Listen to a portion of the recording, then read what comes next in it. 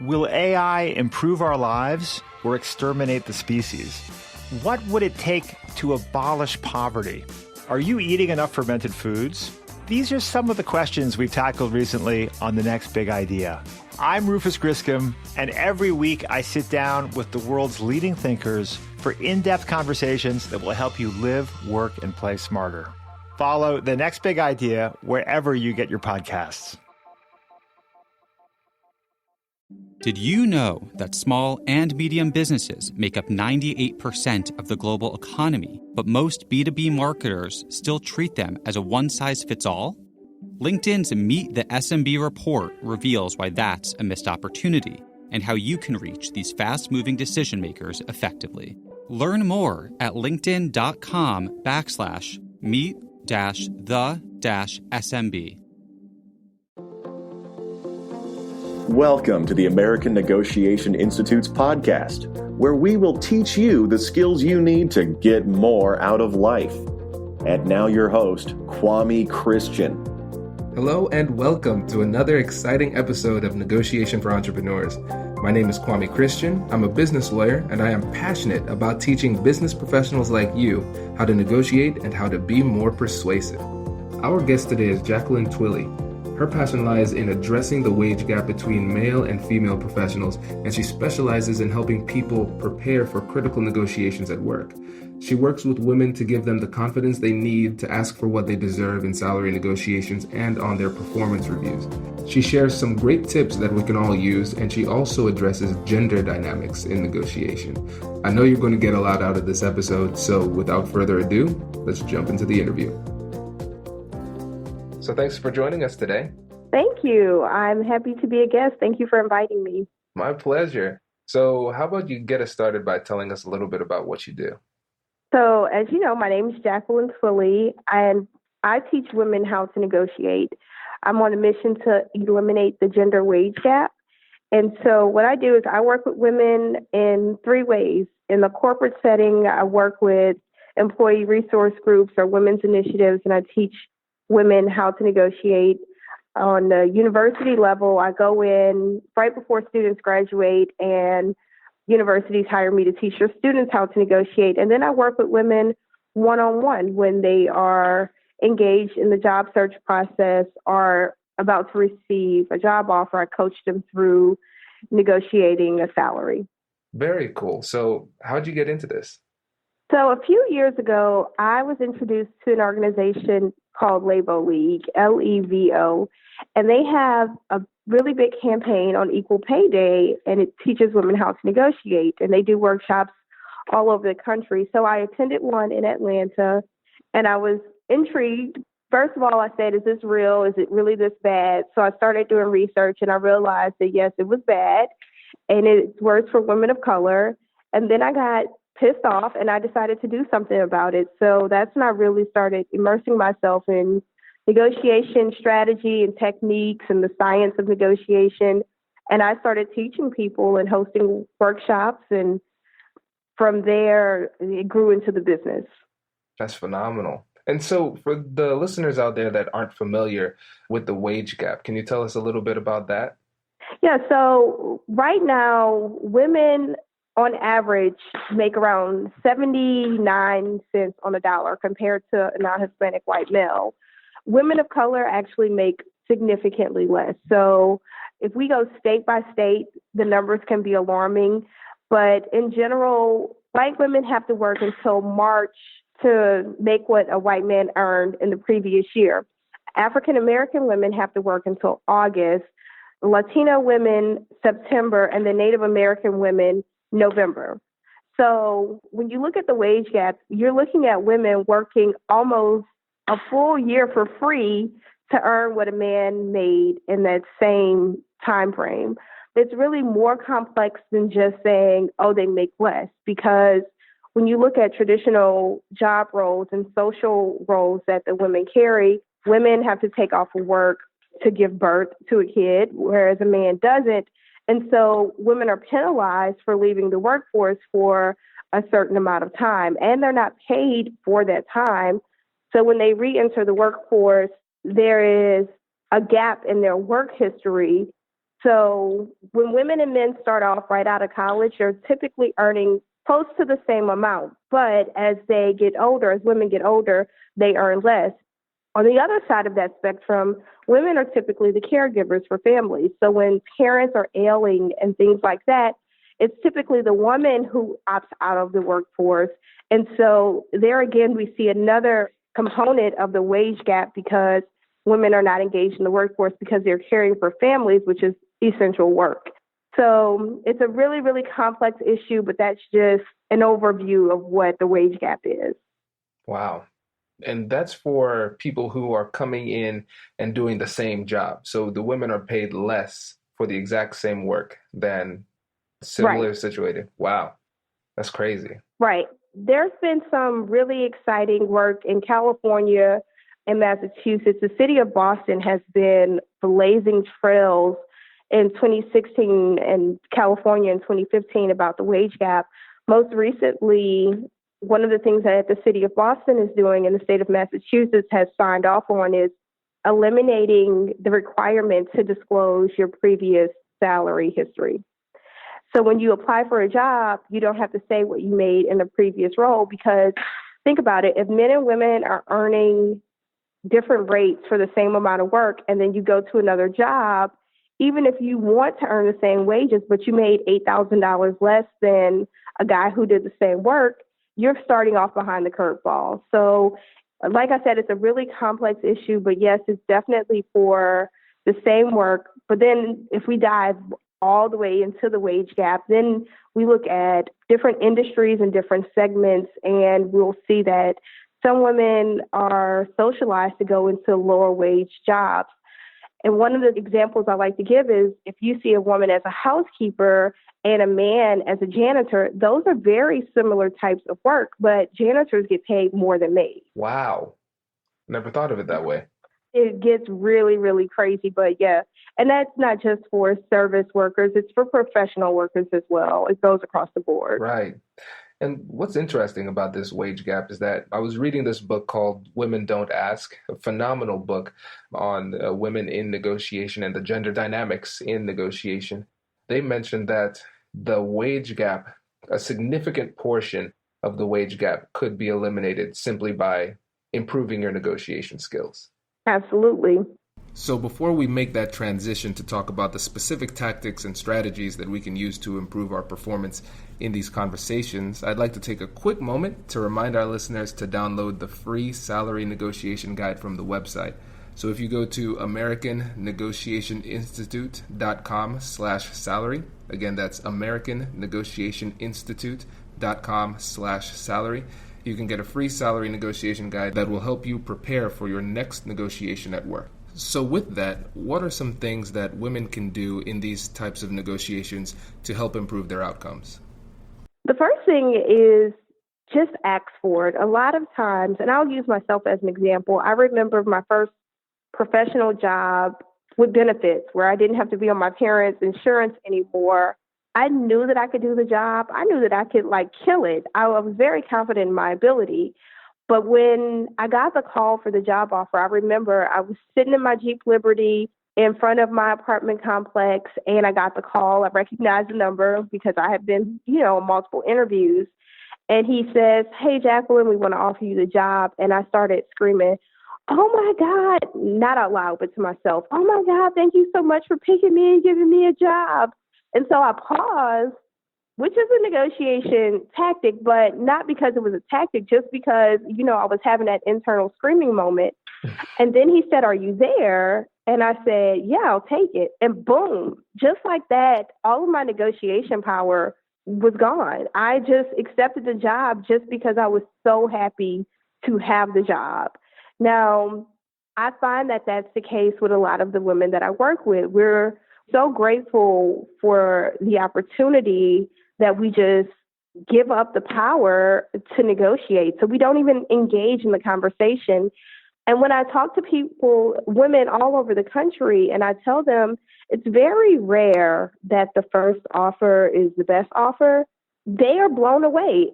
And so I think it's partly educating women that they can negotiate and that they should be negotiating when they receive an offer. That's a great point. But I think it can be tough for people in that situation when it feels like, wow, I just won the sweepstakes.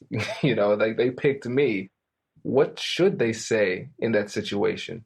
Because you paused, which is typically good, but then what comes on the other side of the pause if you were to go back in time and do that the right way? It starts with the internal self-talk, right? Because I'm sure I'm not the only one who talks to myself and has that moment of, oh my God, yes, thank you. I'm so happy to have this job. So it starts with going through the entire process, the interview process, knowing this is what the market rate is. These are the skills that I have to offer. This is what makes me unique. And this is why I'm an asset to this company.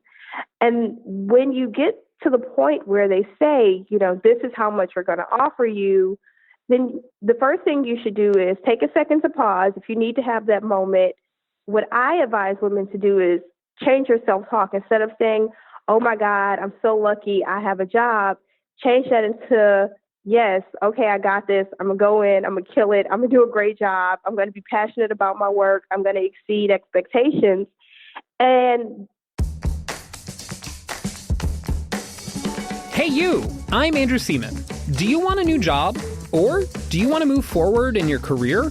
Well, you should listen to my weekly show called Get Hired with Andrew Seaman. We talk about it all, and it's waiting for you, yes you, wherever you get your podcasts. Small and medium businesses don't have time to waste, and neither do marketers trying to reach them. On LinkedIn, more SMB decision makers are actively looking for new solutions to help them grow, whether it's software or financial services. Our Meet the SMB report breaks down how these businesses buy and what really influences their choices. Learn more at linkedin.com/meet-the-SMB. That's linkedin.com/meet-the-SMB. just that part of the mental shift helps you to be more confident on the other end. So confidence, we can tell over the phone and face-to-face if a person has it or not. So if you come back to that side of the conversation with the person who is extending the offer to you and you say, I'm really excited. I know that I can come in and hit the ground running, and within 9 months or 8 months, whatever is realistic for your industry, I can be up to speed and contributing at full pace. Let's talk a little bit more about the salary and the total package. And I don't want people to get just hung up on the salary part, because it is the total package that makes the difference, right? Absolutely. So with that, when you go back into that conversation and you say something like that versus, yes, I'll take it is more like, I'm lucky, yes, whatever. But when you tell them, okay, let's talk more about the salary and the total package, you're letting them know, yes, you're interested. You just reaffirmed to them that you're excited, you're going to hit the ground running, you're going to contribute to the team. And now you open the door for them to say, okay. And then at that point, that's when I tell people to really have a 5-second pause. 5 seconds on the phone seems like forever. Pause at that point. Sometimes the recruiter or the hiring manager, they're going to want to fill that awkward gap. So they're going to jump in and say, okay, well, we can offer you boom, because they already know that they have wiggle room on the offer, right? So just you bringing that to their attention is going to open that part of the conversation. And for women, they're sometimes hesitant to engage in the negotiation process because it's like, oh, I don't know what to say and I don't want to seem too pushy and ungrateful. But the way I just phrased it, you're not sounding pushy and you're definitely not sounding ungrateful. You're just having a conversation. Absolutely. And I'm loving this advice because this is textbook. I mean, this is really great stuff. And I want to pull out 2 things that you said that were really great. Of the multiple things that you said that were really great, but I want to dive deeper into 2 in particular. The first one is the pause, because I really think that's an underutilized technique in negotiation. I mean, the pause has multiple functions. First, it gives you time to think. And second, it gives the other side time to think, because even though from the outside perspective, it might seem as though nothing's happening, the reality is that there's a lot of action happening in that moment. They're thinking about a lot of stuff. And like you said, if you give them that time to pause, they might jump in and negotiate against themselves and give you more without you having to take a step forward. And so giving yourself time to think and pausing is a very strong strategic move, and it's a show of confidence. The next thing is the fact that once you receive that offer, you have to understand that the dynamics of the negotiation changes. The power dynamics shift in your favor, because the fact that they've extended that offer to you means that they haven't extended that offer to somebody else. And so now they've greatly limited their options to one, but you still have all of your options on the table.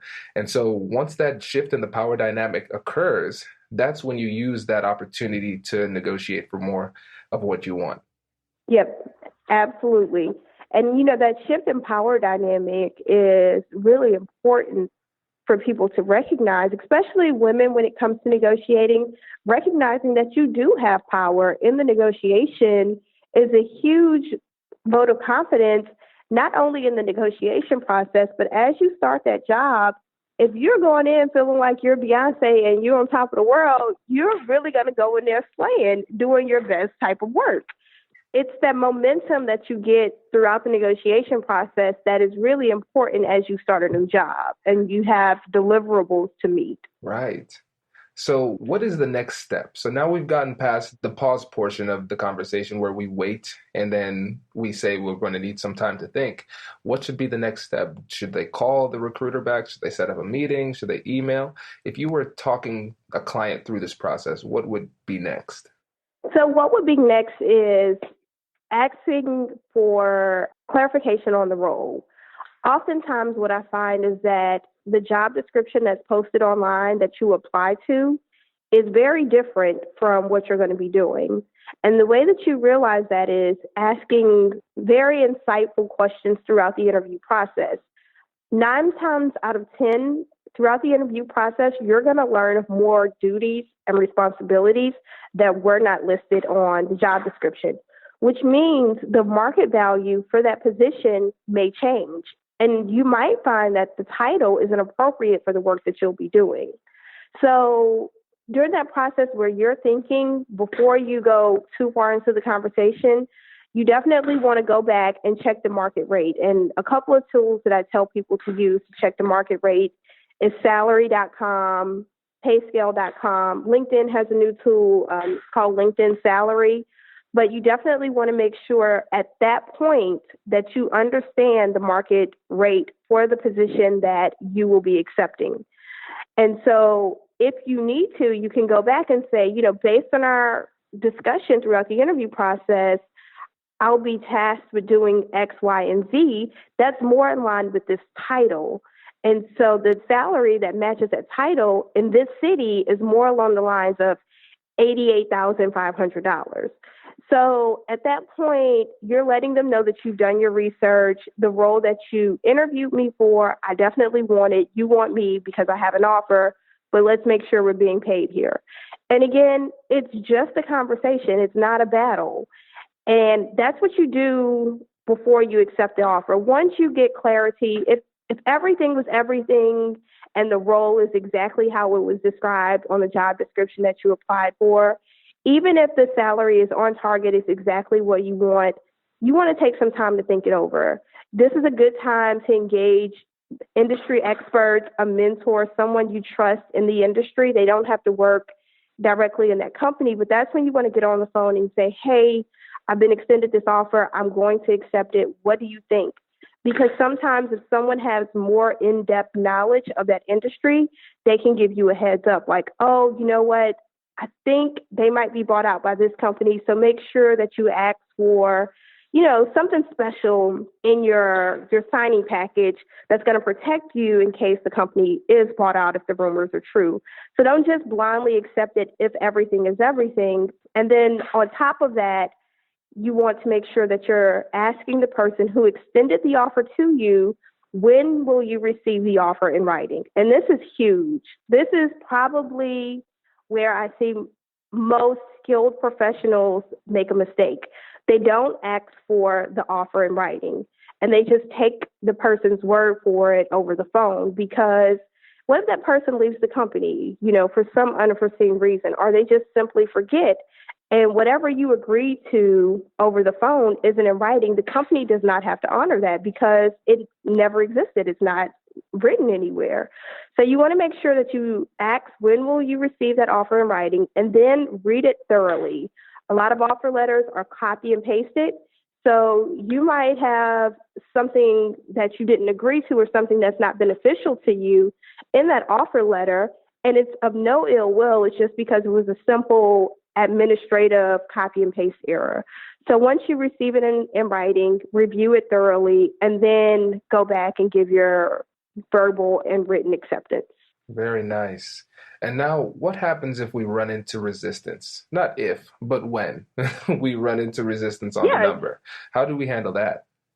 I've worked with women who tell me, well, they told me up front that there's no wiggle room. They're not going to negotiate. And this is before they receive an offer. And I tell them, okay, we'll deal with that when that comes because everything is negotiable, everything.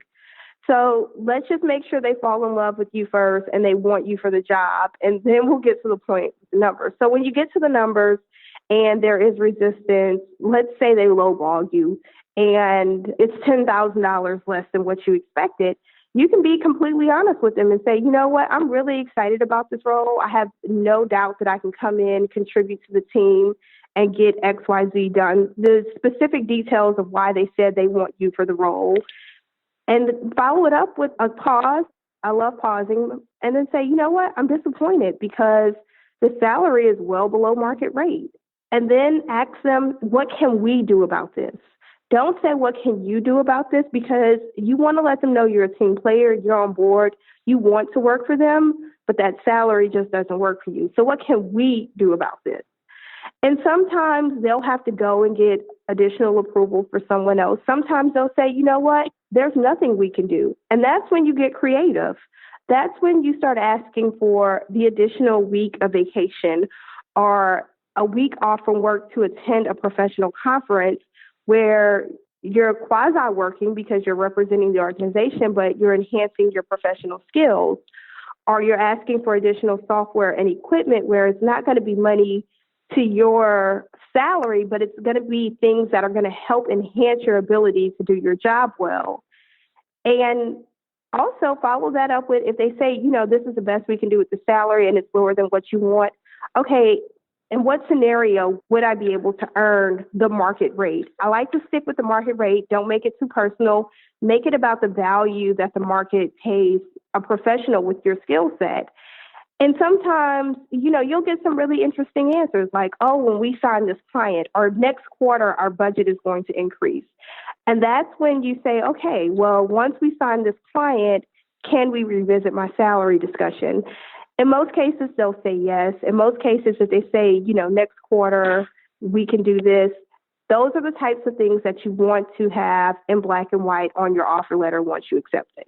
I love it. That's perfect. And there are a couple of things I wanted to tease out here. For the new listeners, I want to let you know that one of my favorite things in negotiation are open-ended questions. Jacqueline, you gave a great one. What can we do about this?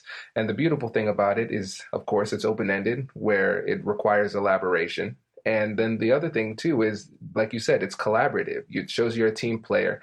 And negotiations work best when you see the problem jointly and work on it as a team. And so that is a great way to frame the rest of the conversation. And then another thing that was really high level that you put in there was the question of what scenario would allow me to make the market rate? Because essentially what you're doing is you're pre-negotiating your next raise, because at that time they're going to lay out some of those things, and then you say, okay, when I meet those things, I expect to have a raise. Of course, you don't say it like that, but it puts you in a better position to have that raise. And like you said earlier, what you want to do is follow up in email so you can see it in black and white, like, okay, this is the scenario where I could reach this rate. So you can always go back to it when the future conversation happens. Absolutely. Yeah. And another thing too, when you said get creative, you said it, the timing was perfect, because when you have reached the extent that you can on a certain issue, once you realize I may have maximized my value in salary, that's when you start to go to those fringe benefits, those things that are a little bit more intangible. So you start talking about healthcare, vacations, parking spots, titles, I think titles, that's an often overlooked piece of value that you can claim. It's free for them to give, but it means a lot to you. So think about all of those things that you can put together in this package to maximize value for you and for the company. Right. And I want to share a personal story here because I know this is overall positive tone, but sometimes things go completely different and you don't get anything you want. When I was in the traditional workforce, I was a federal contractor for the U.S. government, and I was killing it. I was Employee of the Year for a global division with around 200 members all around the world. So to be Employee of the Month in that division was huge. When the government shut down a few years ago, I was one of the people who had to go to work every day. They called it, quote unquote, essential personnel. So I was really good at my job and a contributor to the team. At the time of my performance review, I felt like I have so much ammunition. There's no way that I'm not going to get more money because I'm killing it right now. I'm doing a great job. So I go in, we have our performance review discussion. At the end of the conversation, I said, I was hoping that we would have a discussion about the salary. And I really appreciate you recognizing that I was Employee of the Month. And I appreciate that you recognize that I worked on these projects because those were very fulfilling work for me. And it also helped enhance my professional value. But I just love contributing to the team. So I'm having this conversation and I'm using her words and mixing them with mine and telling her how much I'm enjoying doing the work. And so I got to the point where I said, I'm really doing work along the lines of this title. So I was hoping for a title change and along with that, the matching salary. And also when we were shut down because it snowed and I had to work from home a couple of days, you really were impressed on how much work that I got done working from home. So I was thinking that, maybe if I work from home once a week or once a pay period, I can continue to contribute at a high level and crank out a lot of work while working from home without interruptions from people walking around my cubicle and things like that. And so she was stunned that I had three things, but I packaged them all together in one conversation.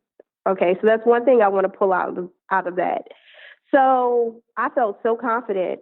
And she said, well, you know what? I need to think about it. So I felt like, okay, cool. I'm going to at least get two of the three things that I asked for. But guess how many I got?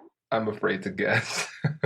I got nothing. Oh. Nothing at all. No raise, no title change, no work from home days. I was bummed.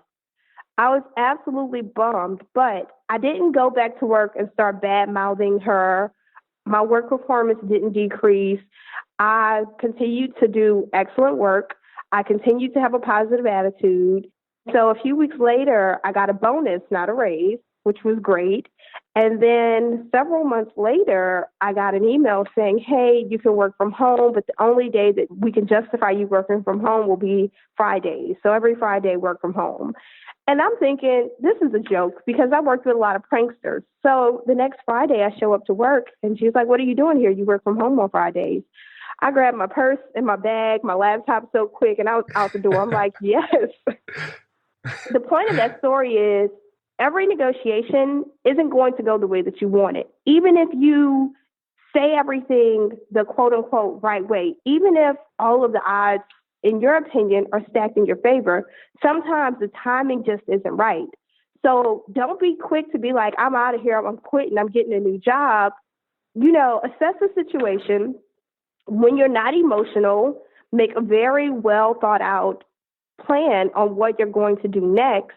But then on top of that, sometimes, just like my situation, you might get other things, but it might just be a few months later. So don't be so impatient when you don't get things that you want right out of the gate. I love that example because it's like you said, it proves that negotiation it's not a formula. You could do everything right and still end up with the result that you didn't want.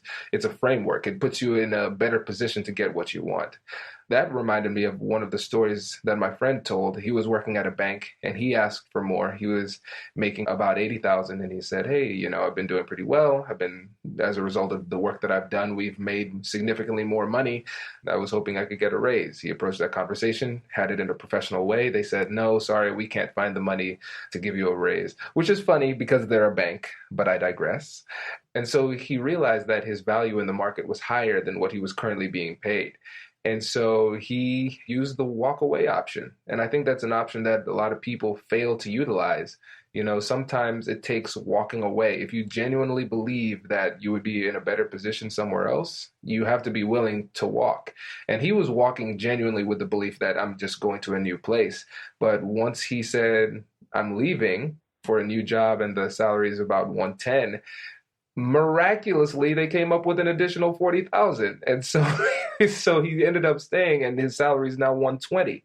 And so a lot of times they need to see that you're willing to leave because these jobs sometimes can take you for granted. And so if you show that you don't need them in certain circumstances, it could be a good negotiation point. Again, I wouldn't bluff. If you really don't want to leave, don't threaten to leave. But if you think that your market value is better, don't be afraid to leave either. Oh, yeah, absolutely. I agree with that 100%. And the key there is people have asked me, well, I just want to tell them this to see what happens. And I tell people with extreme caution, you want to do that with caution because what if they really cannot? And they say, it's been a pleasure for you to work here. And I wish we could. And now you don't have a job and nothing to fall back on. So you definitely want to use that with extreme caution. The other thing is there's been some research that shows people who, once you get to the point where you were happy with your job, you didn't get the money that you wanted, and then they, like in your friend's situation, they come back, they miraculously have found the money, and you stay, it says that within 6 to 9 months, you're probably going to leave. So you definitely want to think about this. It's definitely not a knee-jerk reaction. It's something that, I like what you said, you want to assess your market value and be really honest with your skill sets and the market rate and making sure that you're going to earn, a fair amount. But you do want to do that with extreme caution because once you get that ball rolling and your employer says, oh, they might be willing to walk, then you might receive some type of backlash in the workplace, which is one thing that we haven't talked about yet, which I would like to touch on is women, when they're negotiating, oftentimes will experience backlash when asking for a title change, a promotion, a raise, and even negotiating salary. It's really important that the language that you use is collaborative because that reduces the backlash that you can experience. That's a great point. Couldn't have said it better myself. Well, I know we're coming up on time, but I wanted to get 2 listener questions in. There were people who were really interested in getting the chance to ask you questions. So this question is from Stacy from Charlotte, and she is a recent graduate and she's moving into a new industry. And so her question is, what is the best way to position yourself as a value adder to a new company, even though you don't necessarily have the experience suggested for the position? In that situation, would negotiating for a higher salary be in vain? That's a great question. First of all, it's not in vain. And one of the ways to position the value that you add is being self-aware of the skills that you have and understanding the role that you're going into. So it's really important throughout the interview process that you're asking probing questions to find out, why is this position open? Why is this a pain point for the organization? Because the more you understand why this role needs to be filled and the type of work that you're going to be doing, you can better articulate the value that you can add. And so throughout the interview process, some of the things that you might want to say is, oh, I can definitely do that. In college, I had this experience and this was the result. Interview world, there's a technique for answering interview questions called the STAR technique. And it's where you talk about the situation, task, action, and result. And that really comes in handy with negotiating because you're talking about a specific situation, but you're always ending it with the result.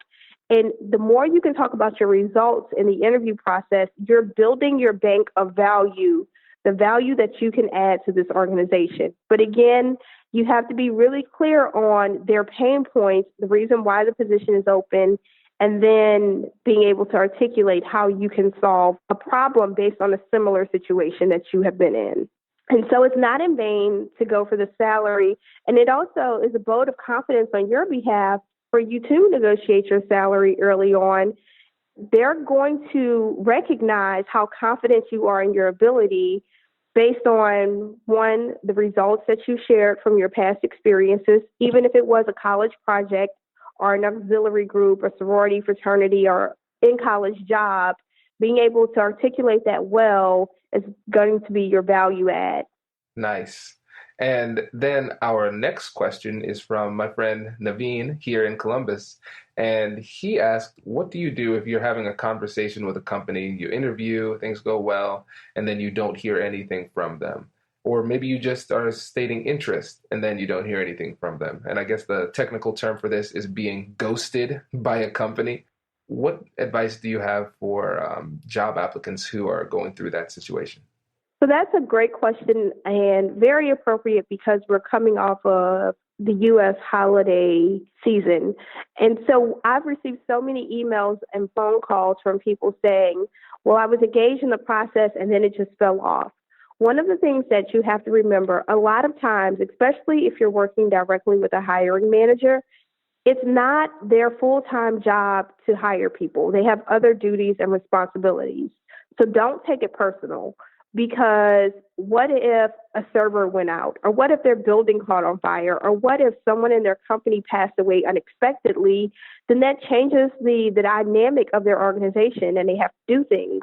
In the U.S., between Thanksgiving and New Year's, the hiring process slows down because a lot of people are taking time off for work. It's use it or lose it time. So most companies, larger organizations, give their employees somewhere around the second week of January to take all of their vacation or they lose it. So you have so many people taking time off. Someone may have taken off for Thanksgiving. Someone may have taken off at the beginning of December. Someone's taken off mid-December, first week of January. So there's multiple people who are involved in the interview process that are going to just be out of the loop. And so it won't pick back up until mid-January. But this can happen at any time of the year, not just the holiday season. So keep in mind that it might not be you, it might be internal factors into that organization. Now, the other thing is maybe they decided that they no longer need this person. Maybe someone on their team stepped up and said, you know what, I can take on this extra work and it's only a temporary project. And so they just drop off the map and stop communicating with you because someone has picked up the slack. And then in another situation, you might not be the best person for that role. In that case, if your curiosity has already been piqued and maybe you were a passive job seeker, maybe you weren't looking for a job, they reached out to you, maybe it's a good time to go ahead and fully engage in the job search process.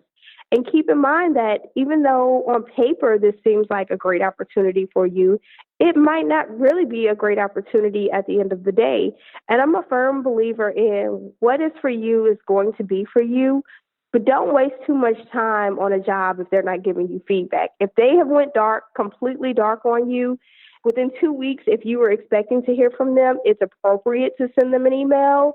And then I would even send one email after that, but I wouldn't send a third message.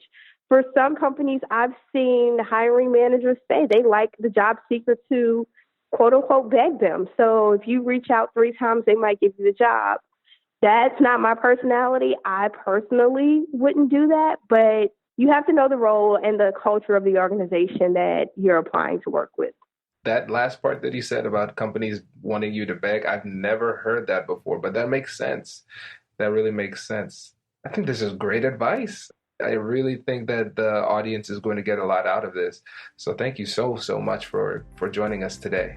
My pleasure. Thank you again for having me. Yeah, and before you go, remind everybody about your services and where you can be reached. Yeah, so my favorite form of communication is going to be via Twitter. So Jacqueline V. Twillie on Twitter. JV Twillie is my handle. And I'm also on LinkedIn. So if your company has a women's organization and you'd like me to come in and teach the women in your organization how to negotiate, I can do that. If you're a college or university with students and it's graduation season, I can come in and prepare your students to negotiate their first job offer. And if you are a professional woman or a woman entrepreneur who needs some coaching on negotiation skills, whether it's a job offer or a small business deal, you can give me a call and I can help out that way. And my number, you can text it. It's 678-774-9494. And if you mention the podcast, then I'll know where you got the number from. Perfect. Thank you again. Appreciate it. My pleasure. Thanks for having me. I hope you enjoyed that episode. If you're finding this information helpful, please leave a review and subscribe. My goal is to teach these skills to as many people as possible, and leaving a review helps our search results, which helps us to reach more people. And remember, negotiation is where persuasion and problem solving meet. So if you ever have any questions or need help with specific situations, feel free to reach out to me. I'd love to help.